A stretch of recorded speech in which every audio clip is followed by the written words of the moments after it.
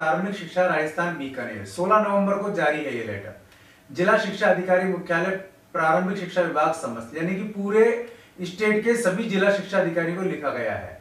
विभाग में कार्यरत पैरा टीचर एवं ग्राम पंचायत सहायक को Rajasthan contractual hiring to civil post rules 2022 के अंतर्गत लिए जाने हेतु कार्मिक विभाग के द्वारा जारी अधिसूचना दिनांक 11 जनवरी 2022 से जारी नियमों के अंतर्गत कार्रवाई के संबंध में प्रसंग अधिसूचना का दिया गया है।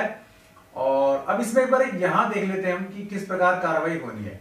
तो 21 नवंबर की डेट काफी इंपॉर्टेंट है, 21 और 22 नवंबर की डेट। इसमें क्या होना है कि पैरा टीचर और ग्राम पंचायत सहायक को Rajasthan contractual hiring to civil post rule 2022 के अंतर्गत लेने के लिए डीओज की बैठक होगी, सीबीओ और पीओबी इसमें शामिल होंगे। ठीक है। अब यहां 2 नंबर पे देखें तो 23 तारीख की डेट काफी इंपॉर्टेंट है, 23 से 26 के बीच की डेट। ठीक है। बीच बीच नोटिफिकेशन आ रहे हैं, मैं इनको हटा देता हूं।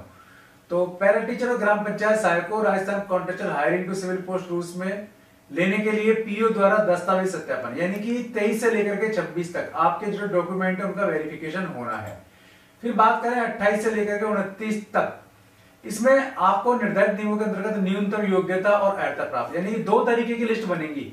एक तो लिस्ट वो बनेगी जिसमें जो योग्य हैं और पूरी की पूरी योग्यताएं रखते हैं उनकी लिस्ट अलग बनेगी, और जो योग्यता नहीं रखते हैं उनकी लिस्ट अलग बनेगी, और ये लिस्ट निदेशालय को भिजवाई जाएगी।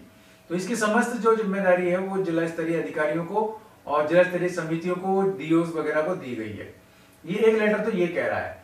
ठीक है। इस समिति में जो है वो कौन कौन रहेगा? डीओ रहेगा आपका अध्यक्ष, संस्थापन संबंधी अतिरिक्त जिला शिक्षा अधिकारी कार्यालय, जिला शिक्षा अधिकारी मुख्यालय प्रारंभिक शिक्षा, वो आपका मेंबर रहेगा, और लेखा सेवा के वरिष्ठतम अधिकारी भी रहेंगे। इसमें ये कमेटी रहेगी जो ये सारा काम देखेगी। अब यहाँ नीचे आ जाते हैं, ये आपके रूल्स हैं जो इस संबंध में आपको लेटर बना चुका था, मैं बता चुका था। ये सेम के सेम जो लेटर है वो ग्राम पंचायत सहायक के लिए है। ऊपर वाला जो था वो पैरा टीचर और ग्राम पंचायत सहायक के लिए था, ये भी वही है। और इसमें भी आपको बताया गया कि कौन कौन जो सदस्य हैं, कौन कौन अध्यक्ष हैं जो कमेटी में बैठेंगे, जो ये सब काम करने वाले हैं, ये उसके संबंध में लेटर है। नीचे आ जाते हैं, ये काफी इंपॉर्टेंट लेटर है, 21 अक्टूबर 2022 वाला है। यही वो लेटर है जो आपको अडॉप्ट करता है। ग्राम पंचायत सहायक शिक्षाकर्मी पैरा टीचर्स को Rajasthan contractual hiring to civil post rule 2022 के अंतर्गत लिए जाने के संबंध में। ठीक है। अब इसमें देखो पदनाम क्या क्या है। ग्राम पंचायत सहायक जो 23,749 है, शिक्षाकर्मी जिसमें वरिष्ठ शिक्षाकर्मी 26 है, वरिष्ठ शिक्षाकर्मी 1764 है, वरिष्ठतम 26, वरिष्ठ 1764 और सामान्य शिक्षाकर्मी 2048, पैरा टीचर 3886।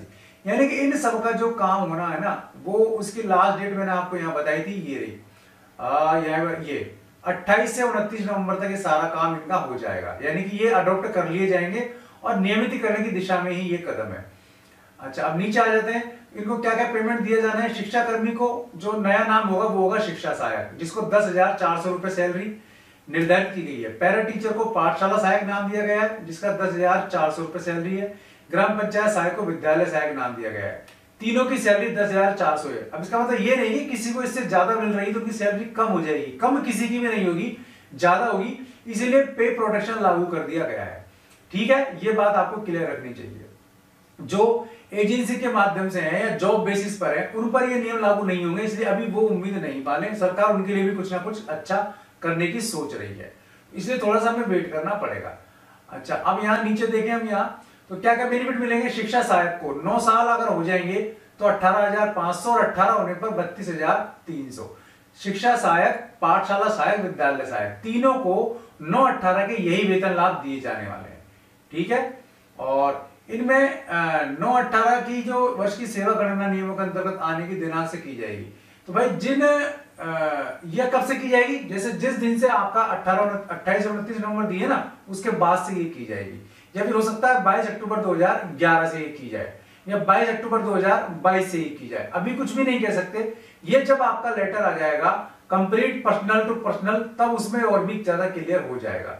तो ये सारी चीजें आपको एक बार दोबारा से मैंने बता दी है यहाँ पर, क्योंकि नया इसमें क्या था, नया ये था क्योंकि अब अडॉप्शन की कार्रवाई शुरू हो गई है और उसके लिए 21 नवंबर से प्रक्रिया शुरू होकर के 29 नवंबर तक चलने वाली है।